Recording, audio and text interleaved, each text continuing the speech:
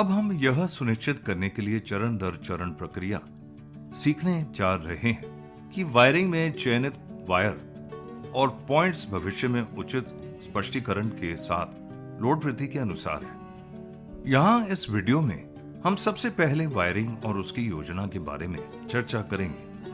फिर हम भविष्य के बाहर वृद्धि पर चर्चा करेंगे। तारों को विभिन्न उपयोगी स्थानों पर अत्यधिक सुरक्षा और सावधानियों के साथ विद्युत प्रवाह के सुचारू प्रवाह के लिए तारों को व्यवस्थित बिछाने के रूप में जाना जाता है। अब हम देखेंगे विद्युत तारों के कार्य की योजना। वायरिंग का काम करने से पहले इलेक्ट्रीशियन को योजना बनानी चाहिए और किए जाने वाले कार्यों की पहचान करनी चाहिए। इससे इलेक्ट्रीशियन को कार्य को साफ और सुरक्षित तरीके से पूरा करने में मदद मिलेगी। आप देख रहे हैं कि इलेक्ट्रीशियन निम्नलिखित के अनुसार योजना बना रहे हैं। जैसा कि आप देख रहे हैं कि इलेक्ट्रीशियन ऑफिस पेंट्री के लिए साइट विजिट कर रहे हैं। यहाँ ऑफिस पेंट्री के लिए वायरिंग करने की आवश्यकता उत्पन्न हुई है। इलेक्ट्रीशियन कार्यालय के पेंट्री प्रभारी का सुझाव ले रहे हैं, जहाँ वह पावर पॉइंट और लाइट पॉइंट को लगाना चाहते हैं। पेंट्री प्रभारी से इलेक्ट्रीशियन जानकारी ले रहे हैं कि वह पावर पॉइंट पर किस तरह का यंत्र चलाएंगे। जैसा कि आप देख रहे हैं कि वह वाटर प्यूरिफायर के लिए स्थान निर्धारित कर रहे हैं। अब इलेक्ट्रीशियन उसी के लिए स्थान चिन्हित कर रहा है। पेंट्री प्रभारी लाइट पॉइंट के लिए स्थान दिखा रहा है। तदनुसार इलेक्ट्रीशियन लाइट पॉइंट के लिए स्थान चिन्हित करता है। आवश्यकता के अनुसार लाइट पॉइंट और पावर पॉइंट के लिए सिंगल फेज वायरिंग की जरूरत है। अब वह रेफ्रिजरेटर का स्थान निर्धारित कर रहे हैं। उसी के अनुसार इलेक्ट्रीशियन पावर पॉइंट के लिए मार्किंग करने की योजना बना रहे हैं। पेंट्री प्रभारी की आवश्यकता के अनुसार इलेक्ट्रीशियन यहां 6x16 ampere power point fix करेगा। अब इलेक्ट्रीशियन साइट की जांच करते हैं कि सौंपे गए काम को पूरा करने के लिए उन्हें किस तरह के उपकरण की जरूरत है। अतः कार्य प्रारंभ करने से पूर्व टेक्नीशियन स्थल का भ्रमण कर निम्न जानकारी प्राप्त करें। 1. उपयोग के लिए उपयुक्त विद्युत उपकरण। 2. अधिकतम भार मांग भविष्य भार प्रावधान। 3. सिंगल या 3 फेज इनकमिंग सप्लाई की आवश्यकता और उसके अनुसार पॉइंट मार्किंग करना। 4. तारों का प्रकार और 5. उन पॉइंट को फिक्स करने के लिए उपकरण व्यवस्था। इसके अलावा इलेक्ट्रीशियन को बिल्डिंग फ्लोर प्लान और इंस्टॉलेशन की आवश्यकताओं की सहायता से बिजली के उपकरणों की नियुक्ति और इंस्टॉलेशन डिजाइन की जानकारी लेनी चाहिए, जैसे प्रस्तावित भार और भविष्य के भार वृद्धि का अनुमान। अब आवश्यकता के आधार पर इलेक्ट्रीशियन अधिकतम लोड मांग का अनुमान लगाता है, जो कि तारों और सहायक उपकरण जैसे तारों के उपकरण के विनिर्देशों को निर्धारित करने के लिए महत्वपूर्ण है। इसके बाद भविष्य के लोड प्रावधानों सहित विद्युत स्थापना योजनाओं को तैयार करना आवश्यक है। उपभोक्ता लोड आवश्यकताओं और अधिकतम लोड मांग का विश्लेषण करने के बाद तारों, केबल्स, एमसीबी, स्विच और अन्य विद्युत सहायक उपकरण की सही आवश्यकता को ध्यान में रखते हुए तारों के आरेख विनिर्देशों के अनुसार डिजाइन किए जाते हैं। योजना लोड वृद्धि के अनुसार बनाई गई है ताकि भविष्य में ग्राहक की मांग को न्यूनतम खर्च के साथ अनुकूलित किया जा सके। हम जानते हैं कि बिजली के तार आपके घर के समुचित कार्य के लिए महत्वपूर्ण है। यह इसलिए भी महत्वपूर्ण है क्योंकि यह डैमेज को रोकने में मदद करता है। उचित विद्युत तार सर्किट के ओवरलोडिंग को रोकता है, जो सर्किट ब्रेकर को ट्रिगर करता है। यह अंततः बिजली की कटौती का कारण बन सकता है।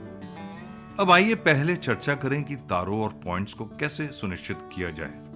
सुरक्षित वायरिंग सुनिश्चित करने के लिए हमें निम्नलिखित कार्य करने होंगे। 1. सभी कंडक्टरों को जहां तक संभव हो दीवार और छत के साथ चलना चाहिए।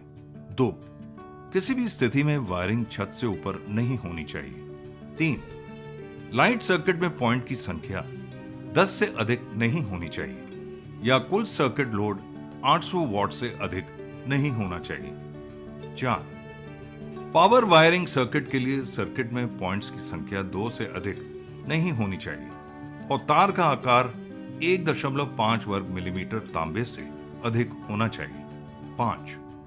3 मीटर की ऊंचाई पर वायरिंग का हॉरिजॉन्टल रन बेहतर होगा। 6. फ्यूज वायर एमसीबी को फेज वायर से ही जोड़ा जाना चाहिए। 7. सभी स्विच को फेज वायर से कनेक्ट करें। 8. लाइट सर्किट के लिए अर्थ वायर का न्यूनतम आकार तांबे के लिए 1 वर्ग मिलीमीटर और एल्यूमीनियम के लिए 1.5 वर्ग मिलीमीटर होना चाहिए। भावी भार वृद्धि के अनुसार वायरिंग। आमतौर पर बिजली का भार समय के साथ बढ़ता जाता है। यह मशीनों की संख्या में वृद्धि, एयर कंडीशनिंग, भवन के कार्यों में परिवर्तन आदि के कारण है। इसलिए वायरिंग के दौरान आपको एक ऐसी प्रणाली की योजना बनाने, डिजाइन करने और कार्यान्वित करने की आवश्यकता होती है जो भविष्य में लोड वृद्धि की अनुमति देते हुए वर्तमान लोड आवश्यकताओं को पूरा करती है। भविष्य के भार वृद्धि की भविष्यवाणी करना, प्रारंभिक पॉइंट प्रत्याशित भार की मात्रा और इस वृद्धि के समय का निर्धारण करना है। इस पहलू को प्रभावित करने वाले 3 मुख्य कारक हैं। भवन का विस्तार, भवन या सुविधा का कार्य और भवन के भीतर उपकरण का प्रौद्योगिकी। विभिन्न भवन कार्यों के लिए विशिष्ट भार वृद्धि कारक लिया जाता है, जैसे कि डाटा सेंटर भवन 50 से 200%, अस्पताल या प्रयोगशाला भवन 15 से 35%, कार्यालय भवन 5 से 15%। भविष्य के विकास के लिए तारों के अभ्यास। यह सुनिश्चित करना महत्वपूर्ण है कि वायरिंग प्रथाएं वायरिंग कोड को पूरा करती है। यह वाणिज्यिक और आवासीय भवनों दोनों के लिए भविष्य में भार वृद्धि प्रदान करने के लिए पर्याप्त लचीला होना चाहिए। अब हम विद्युत संस्थापन में भविष्य के विकास की योजना बनाते समय विचार करने वाले कारकों को देखेंगे। 1. ओवरसाइज केसिंग और कैपिंग और कंडुइट का उपयोग करें जो अतिरिक्त या बड़े तारों को समायोजित कर सके। 2. बड़े आकार के केबल तार का प्रयोग करें। 3. पैनल पर नए गैजेट चलाने की आवश्यकता के बिना अतिरिक्त भार जैसे लाइट आदि को समायोजित करने के लिए शाखा सर्किट पर लोड को सीमित करें। 4. अतिरिक्त ब्रेकर स्थापित करें या भविष्य के भार के लिए अतिरिक्त ब्रेकरों के लिए खाली स्थान छोड़ दें। भविष्य में लोड वृद्धि के लिए वायरिंग स्थापित करते समय याद रखने योग्य अन्य महत्वपूर्ण बिंदु। ए. सामान्य प्रयोजन के आवासीय सर्किट के लिए 20 एम्पीयर सर्किट ब्रेकर द्वारा संरक्षित न्यूनतम 1 या 2 अतिरिक्त कंडक्टर स्थापित करें, लेकिन भविष्य में लोड वृद्धि को समायोजित करने के लिए उन्हें 15 एम्पीयर लोड मानकों के हिसाब से डिजाइन करने की आवश्यकता है। बी. अलग अलग शाखा सर्किटों पर पॉइंट्स की संख्या को 6 से घटाकर 4 कर दें। यह निरंतर अधिभार के जोखिम को कम करने में मदद करता है, जिसके परिणाम स्वरूप कंडक्टर टर्मिनेशन ओवरहीट होता है। सी. स्थान ज्ञात होने पर संवेदनशील इलेक्ट्रॉनिक भार के लिए अलग अलग शाखा सर्किट स्थापित करें। यह व्यक्तिगत computer workstation, laser printer, photo copier, fax machine आदि जैसी वस्तुओं के लिए किया जाना चाहिए। डी. भविष्य में उपयोग के लिए भवन निर्माण के दौरान अतिरिक्त रेसवे स्थापित करें। बाद में कंडक्टर स्थापित करने में आसानी होगी।